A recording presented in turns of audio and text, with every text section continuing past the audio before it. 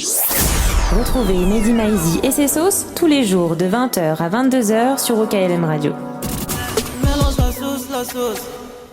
Bonsoir à tous, nouvel épisode de La Sauce sur OKLM Radio. Et on a un des invités les plus ponctuels de l'histoire de La Sauce, K-Point, qui est dans le studio depuis 20 bonnes minutes. La sauce Comment ça va? d'arachide. Ça va et toi, Mehdi? Pas prévu celle-là, cette vanne. Non, pas du tout. pas du tout prévu. Pas du tout. Comment ça va? Ça fait plaisir de te voir, de te revoir. De ouf, ça fait 2 fois qu'on se voit, franchement, bonne équipe, tout ça. Ah bah là en plus, justement, tu me dis bonne équipe, là je t'ai mis la crème de la crème. Là, la crème de la crème. Un des nouvelles recrues, ouais. Amine et Hugo, comment ça va Amine? Super, très fatigué, le concert de PNL hier. Ah ouais, KO hein. Ah KO. Mais on est quand même venu pour toi, tu vois. Ouais. Oh, les gars, c'est la moindre des choses en même temps. T'es payé pour ça donc. Tu sais pas encore ce qu'on va dire. Attention, tu sais pas encore. Évidemment, quand il y a Amine, il y a Hugo qui va avec. On est là. Hugo est là, comment ça va? On est là, tranquille, énergique au max et trap and roll. Trap and roll, c'est presque un état d'esprit, mais c'est aussi le titre de ta mixtape qui sort ce vendredi. On va en parler bien sûr avec toi. On va revenir sur le début de ta jeune carrière. Tu as déjà fait pas mal de choses. Et sur ce projet-là, sur notamment les featuring, j'étais surpris de voir notamment un featuring que j'ai trouvé. Ah vous aussi, je crois que vous l'avez aimé. J'ai vu un tweet, je crois, de Joker. Ouais, Joke. Un morceau incroyable. Dans quel état d'esprit t'es là, avant la sortie de ce nouveau projet, de ce premier vrai projet? J'ai la pression. Ouais, franchement. J'ai la pression, franchement, parce que c'est le premier vrai projet, comme tu dis.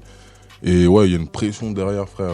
Tu sais pas comment les gens vont prendre le truc. Surtout que tout ce qui a été déclaré auparavant, tout le monde connaît pas forcément le nouveau truc dans lequel on est, tu vois. Donc voilà, une pression mais confiant. Entre-temps, t'as aussi signé chez Rex 118. C'est quand même un label, à chaque fois que je le dis, ils vont croire que je bosse pour eux. Mais qui a un vrai beau roster, tu vois, entre Nino qui a été un des gros succès de ce début de... Sadek, Hamza, Leto, Ornette Lafra, bien sûr, qui est en train de bien marcher. Aya Nakamura dans un registre différent. Donc on est quand même sur quasiment que des succès ou des artistes talentueux. Est-ce que ça te met ça aussi la pression de faire partie de ce roster un peu prestigieux, quoi? Bah bien sûr, parce que tu vois que les gens ont pété quand même et que t'as un poids sur les épaules, frère. Tu vois ce que je veux dire? Ouais. Ça veut dire que les autres ont pété et là t'es obligé de quand même mettre la sauce arachide. Tu vas plus la lâcher celle-là. Je vais pas la lâcher, les gars. Donc le projet s'appelle Trap and Roll. Et effectivement, toi t'es, on va dire, entre ces deux genres musicaux, même si tu fais du rap, hein, moi je trouve que tu restes un rappeur, t'es pas un rocker, mais c'est vrai que tu t'es jamais sans ta guitare. Ah, je suis un rocker quand même un peu, hein. Tu vois, dans l'attitude, mais dans la musique. Tu vois, t'es un Black Beetle. Check. La tête de Wham que Black Beetle, c'est un... tu sais quoi, je vais le noter. Mais c'est déjà un morceau de Schremer. Ah ouais? Oh les bâtards. Je suis sûr que tu le connais, c'est parce qu'en fait, hors antenne, on discutait avec Apo, il nous disait qu'il retenait jamais les titres des morceaux. Ouais. Mais le morceau, si je te le mets, je suis sûr que tu le connais par cœur. Ouais, mais c'est ça, je vois même le clip. C'est Mannequin Challenge. Il casse les guitares, Mannequin Challenge. Ouais, c'est ça. Exactement. Mais du coup, voilà, toi, c'était important aussi de mettre en avant, dès le titre, on va dire, ces deux univers-là. Ouais. Important parce que c'est les deux univers qui me composent au final, tu vois. La guitare, je l'ai apprise avec mon daron, famille, tout ça, c'est mon daron qui m'a appris ça. Donc c'est assez familial. Et mon autre famille, c'est-à-dire dehors, frère, où c'est la rue, c'est le trap, frère. Ouais. Tu vois ce que je veux dire? Et donc c'est important pour moi de faire ce mélange-là. Est-ce que justement l'héritage, parce que ton daron, comme tu dis, il a été musicien, etc. Ouais. Est-ce qu'il se situe uniquement là, ou est-ce qu'il t'a légué, on va dire, d'autres choses peut-être dans ton approche musicale ou... Pas forcément dans mon approche musicale, mais surtout dans une certaine mentalité, une façon de se tenir. Et il m'a... pour travailler les interviews, c'est mon daron, les gars. Ah ouais? Voilà que j'ai travaillé les interviews avec mon daron, les gars, c'est bon. Voilà. C'est-à-dire pourquoi il te posait des questions? Il me posait des questions en mode il regardait lui-même les interviews, et il me posait les questions qui étaient posées en général dans les interviews. Tu vois ce que je veux dire? Ah ouais, donc t'es préparé, vraiment. Là, je suis prêt. Mais en tout cas, je suis préparé. Voilà, t'as fait du media training avec ton père, c'est lourd. Franchement, c'est lourd. Il est dedans à fond et c'est lourd. Donc là, il te fait des retours sur tes morceaux, sur ta musique? Sur ma musique, ouais, il me fait des bons retours. Franchement, des bons retours. Et venant du daron, ça fait plaisir, surtout que le contenu, vraiment, les paroles, etc., c'est pas forcément ce qui le concerne. Ouais. Mais en tout cas, il comprend la musicalité, il comprend le monde dans lequel on est, etc. Donc, bon, alors, si t'es validé, tranquillou. Il y a que le daron. Validé par le daron, c'est tout ce qui compte. Par le daron, c'est magnifique. Justement, comme c'est une autre génération, il comprend justement, on va dire, le peura et les vibes que ça peut amener. Il est dedans. Ouais, comme il a jamais écouté ça, c'est par mon biais qu'il a accès à tout ça, tu vois. il écoute ce qui se fait et il arrive à me dire que c'est assez différent ce que je fais et que c'est très bien, c'est un truc à exploiter. Moi, il y a une phase, je sais pas vous, mais que j'ai retenu sur l'album qui est pour moi, c'est la punchline de la semaine pour moi. Où tu dis, je suis dans le futur, il pense à la fin de semaine, justement. Pas mal celle-là. Je trouve que ça défonce. Et justement, il y a quand même, on ressent vraiment, je trouve, dans le projet, en fait, une sorte de volonté un peu d'évasion. Comme si t'avais peur un peu du quotidien, tu vois. T'as pas envie, exactement. Tu vois, je fuis un peu le réel, parce que le réel, c'est très dur, tu vois. Et tu le ressens dans la mixtape en l'écoutant en entière. Tu vois que, enfin, c'est pesant quand même le réel. J'essaye de m'évader au maximum. On dans le son pour oublier. Ouais, voilà, exact. Non, mais en fait, ce que j'allais dire, c'est qu'au niveau des sonorités, on le ressent, et aussi au niveau du titrage. Donc les titres choisis, il y a vraiment cet aspect de vouloir quitter un petit peu le réel, et aussi le titre DeLorean. Qu'on rappelle, qui est une voiture futuriste. Qui est devenue futuriste avec Retour vers le futur. Qui va dans le futur, en fait. C'est une voiture qui va en direction du futur, tu vois. Et j'explique comme un mec pourrait expliquer à une meuf, écoute, je travaille là, me casse pas les couilles. Tu vois ce que je veux dire? Je suis en train de travailler, me casse pas les couilles. Si tu veux m'accompagner, monte dans la DeLorean et on avance ensemble. Tu vois ce que je veux dire? Et franchement, très bon morceau. J'ai bien aimé. Il y a vraiment ces mélodies et c'est toujours ces sonorités là parce que toi, pour moi, tu vois, t'es un artiste qui se cale un petit peu dans cette nouvelle line. C'est des rappeurs chanteurs entre guillemets, tu vois. C'est que tu maîtrises bien tes refrains, un peu comme Esprit Noir ou comme Joker. Et d'ailleurs, on va en parler après par rapport à la collab que t'as fait avec lui sur le projet. C'est le renouveau un petit peu de ce rap français, tu vois. Ces artistes qui arrivent un peu à savoir tout faire. Donc lourd. Ça a été bossé après, tu vois. Avant, j'étais uniquement dans le rap. Après, j'avais mon côté guitare, tout ça, mais ça, je le laissais chez moi un peu, tu vois. Mais quand t'es jeune, j'étais plus jeune, je commençais le rap, j'étais à fond dedans, que rap. Et je suis arrivé au stade où j'ai envie de mélanger les deux, fusionner les deux. Et puis c'est une manière aussi de te démarquer au final, de ramener la grappe. Voilà, c'est ça. C'est une différence. Parce que tu vois, quand on voit ta performance dans le rentre dans le cercle, t'es le seul à dégainer une guitare et pendant 2 minutes tu freestyle entre guillemets, tu vois. Qui sorte un violon ou un piano. Mais au final j'ai trouvé ça archi lourd et franchement c'est ce qui te démarque des autres et force à ce truc là en fait, tu vois. Merci. Toujours amener de la nouveauté, c'est ce qui est intéressant. C'est ce qui m'intéresse. Comment ça s'est passé Rentre dans le cercle justement? Rentre dans le cercle. C'était cool, hein. J'ai l'impression que t'es un de ceux qui a émergé des différentes éditions. Dans Rentre dans le cercle, c'est vrai que j'ai eu beaucoup de bons retours, tout ça, tu vois. Mais je te cache pas, j'ai eu la pression au début. Parce que ça se voyait pas du tout. Ça se voyait pas, parce que au final, quand t'es dedans, c'est autre chose. C'est comme quand t'es sur scène. Quand t'es sur scène, frère, vaut mieux que t'oublies tes soucis, frère, parce que si le public ressent que t'es tu vois. Mais au final, Rentre dans le cercle, parce que je voyais que tout le monde avait, il y a un certain thème à respecter, c'est-à-dire qu'il y a des beatmakers, il y a un DJ, et que, tu vois, les beatmakers sont là aussi pour faire leur nom. Mais au final, je fais un truc hors norme. C'est-à-dire que sur place, j'étais obligé de faire un truc hors norme. Tu vois ce que je veux dire? Et j'ai déclaré la guitare. Au début, Fianso, il parle à tout le monde. Il dit, ouais, les gars, tout ça. Tu connais Fianso? Il t'aide ça, le public, tout ça. Les gens, ils étaient là, tout ça. Il expliquait les trucs et tout. Il dit, ouais, vous avez des questions, tout ça? Je me dis, ah ouais, frère, il y a au moins 100 personnes, frère. Je dis, vas-y, j'y vais, tout ça. Et moi, je fais de la guitare, tout ça. Maintenant, c'est comment? Il y a mon gars qui fait du beatbox. C'est comment? Il a dit, ah ouais, toi, t'es une galère. Vas-y, moi, je trouve une solution. Tu vas passer à la fin, etc. Et ouais, c'était cool. Franchement, c'était une très, très bonne expérience. De ouf. T'as dit, ce que tu fais, c'est hors norme. Il y a un morceau qui s'appelle Hors norme. Hors norme, Est-ce que toi, tu te sens, alors, 2 questions en une, marginal dans le rap et même dans la société? Plus dans la société que dans le rap. Tu vois. Après, je pense que quand t'es rappeur, t'es quand même marginal. Tu vois, au niveau de la société. Mais dans le rap, non. Franchement, je trouve que mon discours reste le même. Peu importe la musicalité, le discours reste le même. Donc, je me sens pas marginal, forcément. Tu vois, c'est peut-être les autres qui sont dans un certain engouement, qui vont me mettre dans une case, etc. Mais... En plus, on a l'impression que maintenant, tu es aussi dans une génération où les frontières, elles sont moins claires qu'avant. C'est-à-dire que peut-être qu'en 99, un mec qui serait venu, qui aurait dit je fais du rap et qui aurait venu ramener une guitare, peut-être qu'il y aurait des gens qui auraient dit ouais, c'est bizarre. Maintenant, j'ai l'impression que votre génération, elle est à l'aise, tu vois, avec tout ça. Il y a pas de problème. Je trouve que c'est un peu grâce au trap. Un peu.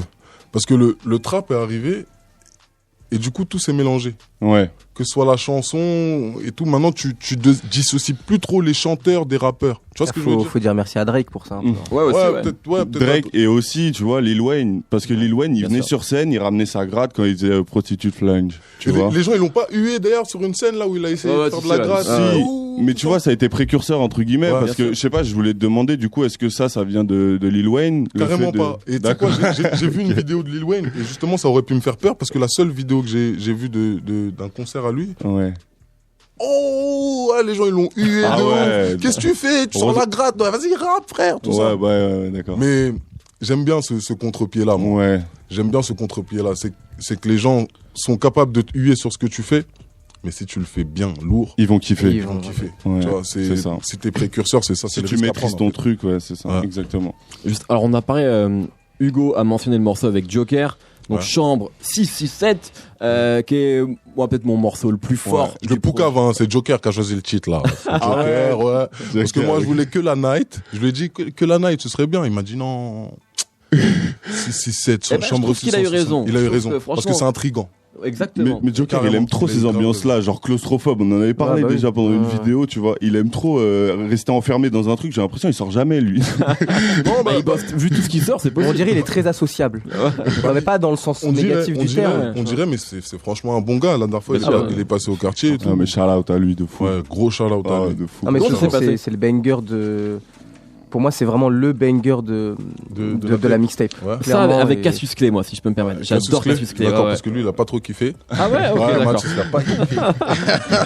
Ah, vous avez déjà débriefé. Ouais, en on tête. a déjà parlé un petit peu, ouais. Il a pas trop kiffé. Non, pour moi, Cassius Clay, c'est un peu le meilleur exemple de trap and roll, justement. C'est-à-dire D'accord. que, tu vois, le côté trap et à la fin avec la guitare qui revient vraiment à la toute Ouais. fin du morceau. Je Et trouvais ça sur Cassius Clay, je sais pas si t'as remarqué, mais on a fait venir 3 meufs violonistes Ouais, violent. qui ont fait du violon dessus et c'est ce que j'ai kiffé dessus. C'est Ok. que c'était l'ouverture que ça avait pris. Parce qu'il y avait des violons qui avaient déjà été faits, mais sur MAO. Ouais. Du coup, j'allais justement te poser la question pour savoir est-ce que tu bossais sur du live instrument.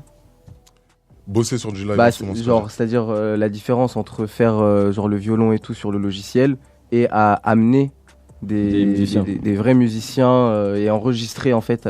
Bah, je me suis habitué aux deux, mais c'est vrai que quand tu ramènes des vrais instruments, ça donne toujours plus de vie au truc. Ouais. Ouais. Tu vois ce que je veux dire? Les violonistes, quand ils sont venus, j'ai vu une autre prod. Tu vois? Pourtant, c'était les mêmes violons, musique assistée par ordinateur, c'était les mêmes violons. Non, mais c'est un peu plus riche. Enfin, Mais ça c'est donne beaucoup vraiment de plus la riche. richesse. ouais. C'est de la Il y a vie, vraiment une c'est- diff, ouais. Ouais, carrément. Comment c'est passé, comment l'idée avec Joker est venue de ce morceau-là? C'est toi qui voulais vraiment l'inviter, vous connaissiez? Alors, Joker, non, je le connaissais pas avant. Par contre, je kiffais ce qu'il faisait. Je trouvais qu'il était assez à part. Ouais. Et il y a mon entourage qui m'a parlé de lui. Ils m'ont dit que c'était un feat à faire parce que justement, on était un peu décalés tous les deux, etc. par rapport à ce qui se fait. Et j'ai kiffé parce que le fait que ce soit des gens de ton entourage qui te conseillent ça et que toi, personnellement, tu kiffes l'artiste, Ah ouais. bah ça peut que se faire, tu vois.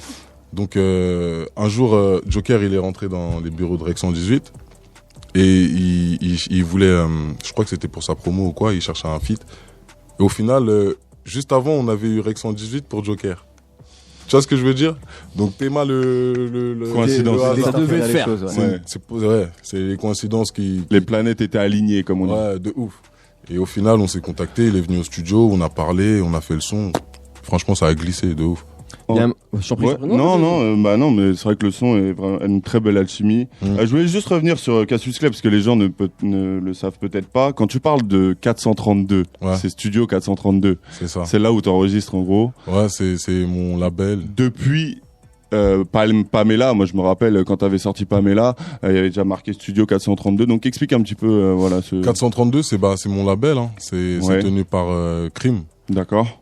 J'étais client avant dans ce studio-là. Ok. Et je faisais justement à l'époque où je faisais que du rap. Ouais. Bon, ils m'enregistraient en tant que client, tout ça. Et un jour, je suis arrivé avec le son Casse-D. Je sais pas si vous l'avez. Si, je l'ai écouté. Ouais. Bien sûr. Je suis arrivé avec le son Casse-D et Crime m'a dit « Oh, mais tu sais faire ça, toi, en fait, toi !» Tu sais, parce que moi, j'étais déjà ouvert artistiquement à l'intérieur de moi, mais je m'entêtais à faire du rap, je kiffais ça, faire kiffer la cité, tu vois, c'est toujours un truc en plus, tu vois, ça fait kiffer. Et ouais, c'est à partir de là que ça a démarré, on a commencé à lancer le truc. Et 432, c'est un studio qui existe depuis un moment, dans le 91. C'est où dans le 91? À Linas. Okay. À Linas, tu veux que je te donne l'adresse? Non, même pas. Tu vas enregistrer? 7 avenue Hector Bugatti. Prépare un EP, Hugo. Ouais, prépare ça.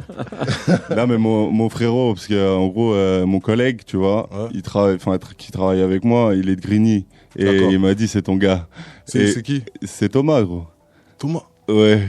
Thomas Regnault? Ouais. Mais non. C'était toi qui me disais, lourd. C'est moi qui on envoyé des messages. Là. Bah Thomas, il m'a fait une tenue là il y a pas longtemps parce il fait des vêtements. Ouais, on est styliste, exactement, tailleur, c'est etc. un truc de ouf, il travaille de ouf. Donc voilà, on fait pas Coca LM aussi. Gros shout out. Vous voulez qu'on vous laisse des costumes? Pourquoi pas? Apparemment, il y a un truc qui se met en place là. C'est bien, c'est intéressant. Non, mais c'est vrai que du coup, avant que je m'intéresse à toi, il me disait ouais, passe au studio et tout, tu vas voir ce que mon gars il fait et tout. Et franchement, quand j'ai écouté le projet, depuis un moment aussi, ouais, enfin après j'ai écouté Pamela, etc. Parce que du coup, il a été tourné chez lui. Et il m'a dit ouais, c'est chez moi et tout. Carrément chez lui, c'était lourd, Pamela, putain. Voilà. Et du coup, quand j'ai écouté le projet, j'étais archi surpris, quoi. Parce que je me suis dit putain, il sait pratiquement tout faire en fait. D'accord. Et puis c'est archi musical, quoi. Okay. Et justement sur la production, toi je sais que tu avais ton équipe de beatmakers NKLM. Est-ce que t'as bossé essentiellement avec eux? Parce que nous on n'a pas encore les crédits. Ou avec qui t'as travaillé pour construire, on va dire, la production de l'album? Toujours avec les mêmes. Depuis le début, franchement, avec les mêmes. J'essaye d'évoluer franchement avec les mêmes parce que je connais des valeurs d'eux que les autres vont pas forcément connaître. Et je connais leur façon de fonctionner. C'est une osmose qui est entre nous, tu vois. C'est NKLM, c'est ça? NKLM, ouais.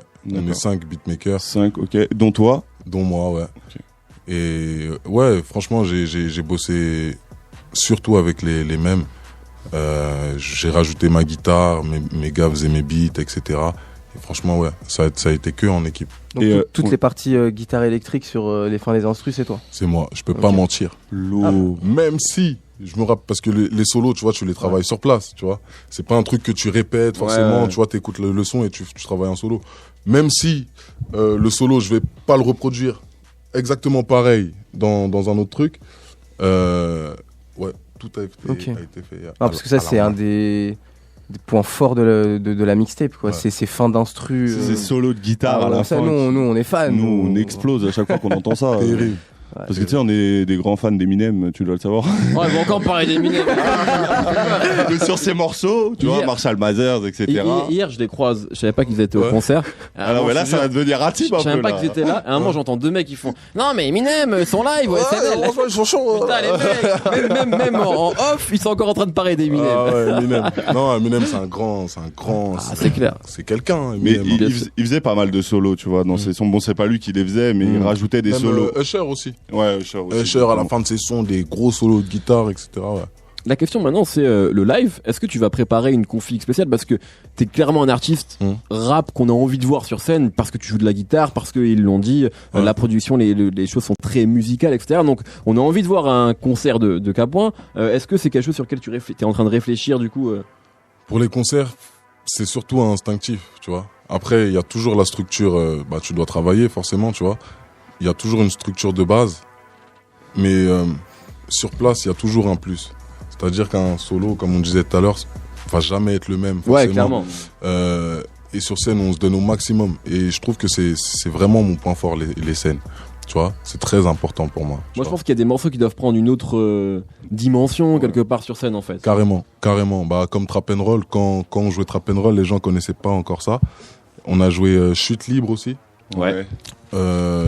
Et ces deux sons-là, sur scène, on avait fait la première partie de l'artiste au plan, Harris Orangis. Et ces deux sons qui ont pris de l'ampleur de ouf, le public connaissait pas, mais ils ont bougé de ouf parce que c'était réel, c'était sur place. Tu vois le mec en direct, tu vois, ça a rien à voir avec les clips. Etc., tu vois. Donc ouais. Et moi je voulais parler du morceau Légende, et tu dis, petit, je rêvais d'être une légende. Tu voulais être quelle légende, petit? C'était qui tes héros, hormis ton papa? Tu sais, j'avais pas de héros en particulier. Tu vois, mais je rêvais d'être une grande personne. Tu vois ce que je veux dire? Et je sais pas dans quel... je savais pas que ça allait être dans la musique, mais je rêvais d'être une grande personne. Ouais, je savais pas le domaine, mais tu savais que t'avais un destin à accomplir. Ouais, mec. Mais c'est dans quel sens? C'est dans le sens où t'as envie d'inspirer les gens, t'as envie de... J'ai envie... C'est quoi que tu veux communiquer, tu vois? J'ai envie de... on parle de quand j'étais petit, hein. Ouais. J'ai envie d'être une inspiration pour les gens. J'ai envie de pouvoir faire réfléchir les gens. Okay. J'ai envie de pouvoir faire sourire les gens. Tu vois ce que je veux dire? Et je rêvais d'être une légende, tout simplement, les gars. Voilà. Je suis une légende. C'est annoncé. Hein. Ouais, c'est annoncé, c'est beau. L'ambition est là.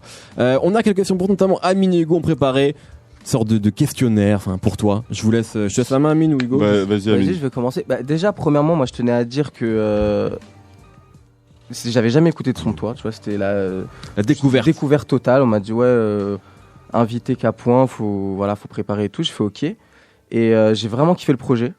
Même si j'ai trouvé un petit peu long, etc. Mais il y a une chose que j'avais pas captée et que j'ai réalisé là en faisant l'interview, en parlant avec toi, c'est que t'es vraiment fan de la musique et ça te tient vraiment à cœur, tu vois. Genre ça, je sais pas si vous l'avez ressenti, mais moi j'ai vraiment ressenti que genre ça te tient à cœur et que t'es vraiment sérieux dans ce truc-là. Et du coup, vraiment force à toi, tu vois. Merci. Après, donc, comme je t'avais dit, nous avec Hugo, on a préparé un truc. On voulait voir avec toi.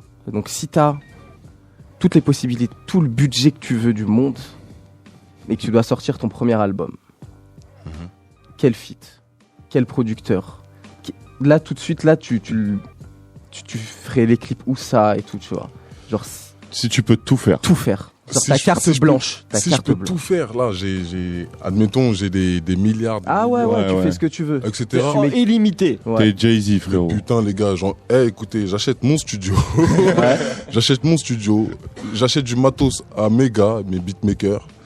Et on fait le maximum nous-mêmes parce que j'ai toujours été dans l'esprit d'avancer en famille. Ok. Tu vois ce que je veux dire? Donc, il y a des beatmakers qui font du lourd et carrément, par exemple, Pyroman. Ouais, il est chaud en ce moment là. Ah ouais, il est trop lourd. Par exemple, lui, il est trop lourd. Mais moi, j'ai toujours été dans le sens d'avancer en famille. Et si tu remarques aujourd'hui, les gens qui m'entourent, c'est des gens qui datent de longue date déjà. Donc si j'ai des milliards, etc., les gens dont je m'entourerai, ce sera toujours les mêmes personnes. J'achèterai un studio. J'appuierai sur Rec, je courrai dans la cabine et j'enregistrerai, tu vois. Après l'album de rêve que je pourrais faire, ce serait vraiment dans l'esprit de mélange toujours, tu vois. Mélange des deux univers. Forcément un peu mieux vu qu'il y aura eu de l'expérience derrière. Ouais, c'est ça. Franchement, je changerais pas. Et au niveau des featuring, par exemple, tu vois, vu que t'es très dans le rock'n'roll, t'aimerais avoir des feed rock? Ouais, carrément. Genre qui? James Brown. Mais ça va être compliqué. Après, non mais attends, t'as le budget, tu peux acheter des vocales. Peut-être, ouais. Carrément. Unreleased. Je savais même pas que ça se faisait. Ça se fait. Mais ouais, je trouve qu'il y a plus d'artistes, tu vois, comme les Michael Jackson, les James Brown, tout ça, les Ray Charles. Il y a plus ces mecs-là. Des mecs qui te font kiffer en live, tu vois ce que je veux dire des là? Prince qui savent tout jouer, tous les instruments de musique. Ils te font kiffer en réel, etc. avec des vrais instruments et tout. Et franchement, ce serait trouver ce mec-là. Ce genre d'artiste. Franchement. Et d'ailleurs, tu sais jouer que de la gratte ou il y a aussi un autre instrument que tu sais jouer? Je sais jouer que de la gratte, mais j'essaye de toucher un peu le piano. C'est bien ça. Tu vois, je me mets un peu au clavier, vu que je fais des instrus, tu vois. Ouais. Donc je me sens un peu à l'aise. Je vais pas miser sur ça vu que c'est pas mon fort, tu vois. Donc j'en parle pas forcément. Mais le piano, j'essaye de me débrouiller dessus. Ouais. L'homme orchestre. Rémi Bricard. Si je pouvais faire du violon, j'en aurais fait, frère. Ouais. Parce que le violon, c'est vrai que c'est... Ah, c'est terrible. C'est terrible, comme t'as dit. Tu t'en rends pas compte, tu te dis, c'est trop... Non, mais ça change une instru. Ça met une vibe de fou. En fait, ça donne ce côté un peu épique, un petit peu plus mythologique. C'est vrai. Cinématographique. Ouais. Comme la flûte, dès que tu mets une flûte. La trompette aussi. Ça, c'est instruments. Superman, Non, donc t'inviterais un orchestre aussi dans ton album. Rêver. Un orchestre. Ce serait énorme. Ce serait énorme. Carrément. Un orchestre qui joue l'instru derrière. Live instrument, de toute façon, c'est sexy. Mais les gars, moi, quand j'étais petit, là, je disais carrément, si je peux, quand j'imaginais pour le son, en tout cas, je me disais, mais Et je me vois avec des flammes sur le côté qui arrivent, tout ça, plein de gens derrière, etc., des violonistes, je sais pas, tu vois, un vrai orchestre, une vraie vie sur scène. Mais dis, tu te rappelles du son que Nas avait fait avec DJ Premier, où il avait organisé un orchestre tout autour du son, il s'appelait... Classique, non. Nas, c'est DJ Premier ? Ouais. Lequel ? Parce qu'il y en a eu plusieurs. Non, mais c'est un morceau qui a été fait en 2010, 2011, je sais pas si tu te rappelles. Et il y a un orchestre. Je me ce truc-là, d'accord, un morceau récent. Ouais, un morceau récent, entre guillemets. Et ben, il avait fait un concept comme ça. C'est-à-dire qu'il avait ramené DJ Premier qui avait un orchestre. Et Nas, il rappait sur des compositions d'orchestre. C'était incroyable. Et ça, c'est très rare de voir ça dans le rap, surtout. J'ai pas trop suivi Nas, mais ce que tu me dis là, ça me pousse à le suivre carrément, à écouter ce qu'il a fait. C'est dommage que je me rappelle plus du titre, mais du coup, ouais, c'était très intéressant. T'es comme moi, tu te rappelles pas du titre. Non, pourtant, je suis très bon en blind test. Mais là, j'avoue, je l'ai plus. Ouais. Très bien, vous avez d'autres... Je sais pas, qu'est-ce qu'on pourrait ajouter Amine, depuis tout à l'heure, je t'appelle Mathis, je sais pas pourquoi. Mathis. Je sais pas pourquoi. Oula. Je te jure, mais c'est... Peut-être à m'appeler Mathis ? Non, c'est des frisages. C'est ça que je me disais, c'est chelou. Mais ce que j'allais dire... Non, pourquoi est-ce que tu as des points d'amélioration que tu vois déjà par rapport à ce que tu as sorti là ? Des points d'amélioration, j'en vois tout le temps. J'en vois tout le temps. Je me dis que je suis jamais au top. T'es perfectionniste ? Je suis assez perfectionniste. Et au niveau de moi-même, c'est pas forcément au regard de l'équipe, etc. Tu vois. C'est vraiment personnel. J'essaye toujours d'aller de l'avant ou de faire un truc que j'ai pas fait. C'est ce que je veux dire. C'est-à-dire que tu passes beaucoup de temps sur un morceau ou des fois ça se fait en one shot. Beaucoup de temps sur les morceaux. Beaucoup de temps sur les morceaux. D'ailleurs, plus de temps que je pense les gens en général.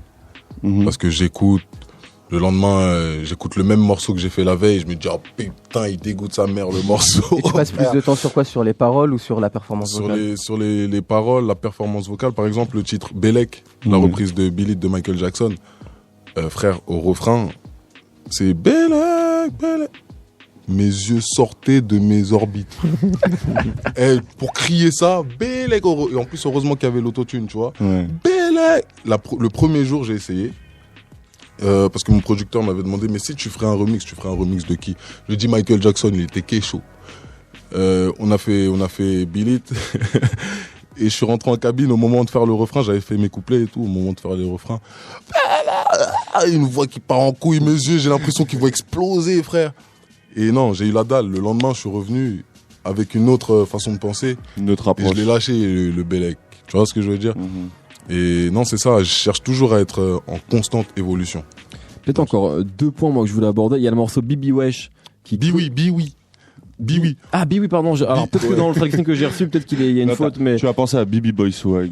Putain, on est bousillé. Ouais. Donc, Biwi Wesh, du coup, c'est un Pussycut, en fait, avec tes potes, avec des gens qui sont. C'est encore ça montre encore ce côté avancé en famille, il fallait qu'il soit là. Ça, c'est la street, c'est le quartier, tu vois. Biwi Wesh, il le fallait, ce son-là, pour moi, tu vois. Et Biwi Wesh, en fait, c'est un mec de chez moi. Il s'appelle Pecros. Gros big up à lui. Et lui, il a un petit accent, tu vois. Il dit toujours, tu vas lui demander un truc, il va te dire Biwi Wesh. Biwi Wesh. Tu vois. Ça vient de là. Ça vient de là. Okay. Et nous, on était au studio avec un 3Z, méga et tout. Et on écoutait des prods, on se disait qu'il fallait faire un son pour la tape. Et on a pensé à Pecros. Il y en a un qui est parti en couille, il a dit Biwi Wesh, Biwi Wesh. On a dit, oh là là, c'est ça qu'il faut, c'est Pecros qu'il faut sur cet inspi, tu vois. Comme quoi, des fois, ça vient vraiment de conneries, de blagues. Ouais, c'est ça.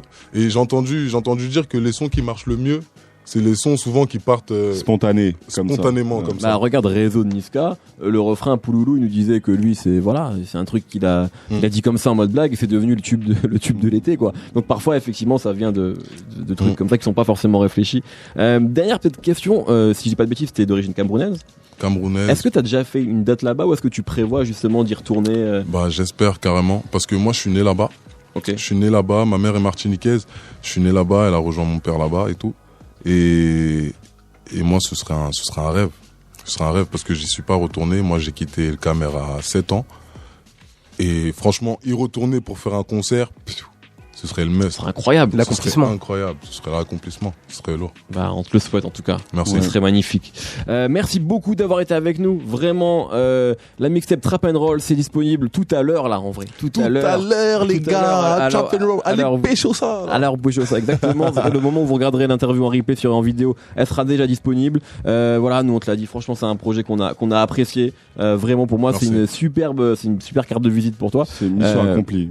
Merci de m'avoir invité carrément. Ça fait grave plaisir. Ça fait plaisir, c'est normal, c'est normal. Voilà. Non, on va faire du lourd. Très bien. Bonne continuation pour la suite. On sera là pour tes dates aussi. Ouais. Parce qu'on veut voir K-Point sur scène. On veut voir la guitare électrique en live. Les gars. L'orchestre. De toute façon, vous êtes allés voir PNL là, on est tous hier.